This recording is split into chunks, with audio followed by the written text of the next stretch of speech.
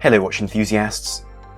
We all know Patek Philippe, the behemoth of the watch world with craftsmanship, style and timelessness seen nowhere else. There are more expensive watches, and there are better watches, but whether through its remarkable advertising campaign created by Legis Delaney, or its ability to create and use complications long before others, Patek Philippe still stands alone. Even so, the most classical and elegant model made by this brand is also the most traditional. Released in the early 1930s, when the Stern family, the current owner, aimed to push Patek wristwatches instead of pocket watches, the reference 96 Calatrava offered a timeless and elegant design available in the Patek Philippe catalogue until the 1970s. It defined what a dress watch should be, and presented the world with an icon of understatement and of quality. With the exception of the earliest examples, these featured truly stunning in-house movements of the very highest quality. For watches in which movements were always hidden, the decoration and finishing was truly gobsmacking. Unsurprisingly, these watches never came cheap. Rarely offered in steel, and even when they were, these watches remained high-level luxury products out of the reach of the common man.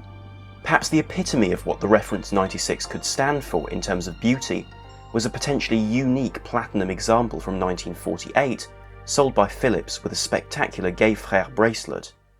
Wouldn't it be wonderful to be able to enjoy such a watch on a more modest budget than the 137,500 Swiss franc hammer price?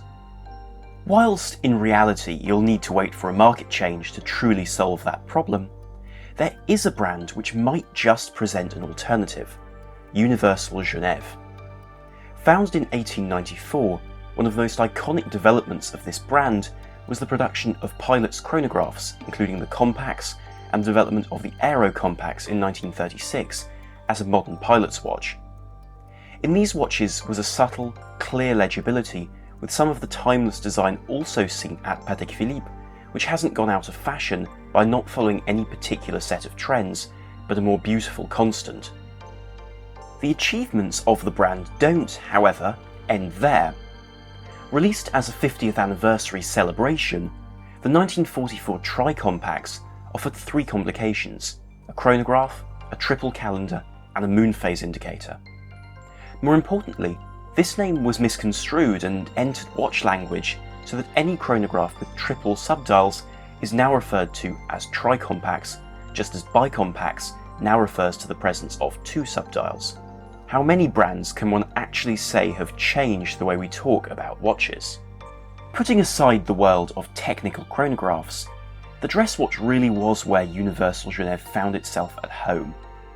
Their designs were muted, understated, and perhaps even simplistic, but their beauty is, even today, undeniable. If you're an enthusiast, you won't have missed the love for Universal's very own micro-rotor dress watch, designed by none other than a young Gerald Genter, the pole router. However, these watches are growing ever more expensive, thus showing the real value in other offerings from this brand. These offerings are the nameless, elegant and simple dress watches available for well under £1,000.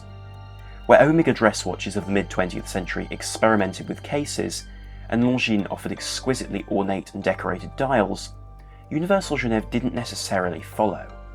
You could even argue that their nameless models outside the appeal of the pole router aren't much to talk about at all. Their movements were simple, and the design was lacking in much of the ornamentation and development of their competitors. There is, though, a but. When the Henry Stern Watch Agency started to import Patek Philippe to the United States in the mid-1930s, it also gained a sister brand, a modest alternative, so to speak, which it was licensed to sell. Can you guess which brand that was? If you're enjoying this video, remember to like, share and subscribe, and follow us on Instagram. Also, head over to watchchronicler.com to catch all our articles, ranging from a quest to discover the very greatest Omega Speedmaster to an in-depth look at the incredible clocks of MB&F. Of course, it would be misleading to say that these watches were in any way mechanically linked to Patek Philippe, but holding one of these in your hand, it immediately becomes apparent that a culture of understated, proportionally perfect, and exquisitely executed watchmaking had reached Universal Genève. The watch I have here is perhaps a perfect example. Its 34mm case is steel, not gold. The bracelet is rolled white gold, not solid gold or platinum. The dial is not as heavily ornamented as a Patek Philippe, but somehow the feel of a watch made by people who cared is tangible. The crown, signed with Universal Genève's logo, is of an intricacy which outdoes even some Patek models from this era. The case is sharply cut, expertly polished, and the lugs diverge just enough to give the watch ideal proportions. Even on my 7-inch wrist, the sizing is just right. The bracelet, though not made by Universal themselves, is also a thing of delight. Produced in period, its fine hexagonal links undulate like a shark or snake and drape around the wrist in a way impossible for a thicker, more clumsy piece. This is no Gay Frère bracelet, but it's definitely more than I would ever wish for on a £500 watch.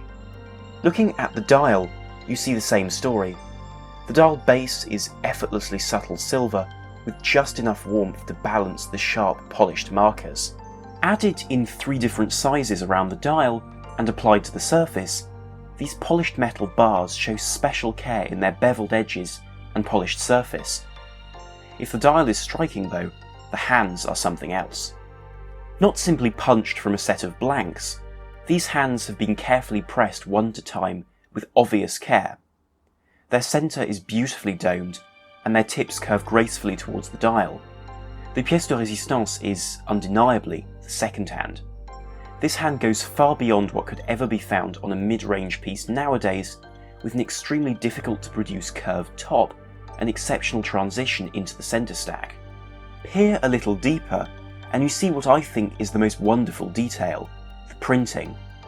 Crisply added with the finest of serifs and the most impeccable detail, the print on this dial is the cherry on the top of care and quality hidden in plain sight.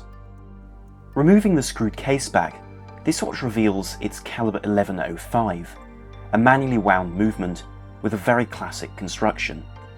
There really isn't any hiding that this isn't the exquisite old-school movement of the Calatrava, with its beautiful striping, beveled edges, and swan neck regulated weighted balance. However, everything which has been done shows quality. It's a slim, classic movement, and nonetheless a beautiful one to power such a simple watch. Let's not forget this watch is from 1959, and 60 years on, it runs just as well as on day one. This watch then is something special, whilst also being nothing special. It doesn't do anything unique, and you could say it isn't even particularly memorable. Even so, I think it deserves respect for doing one thing just as well as the Calatrava, being the perfect embodiment of the definitive Swiss dress watch. Clearly, the Calatrava has nothing to fear from it, but if you value having the experience of that icon of the Swiss dress watch for rather a lot less, you'd struggle to find better than this humble Universal Genève. Tell us what you thought of this video in the comments section, and remember to like, share and subscribe. Thank you very much for watching. This is Armon from WatchChronicler.com, out.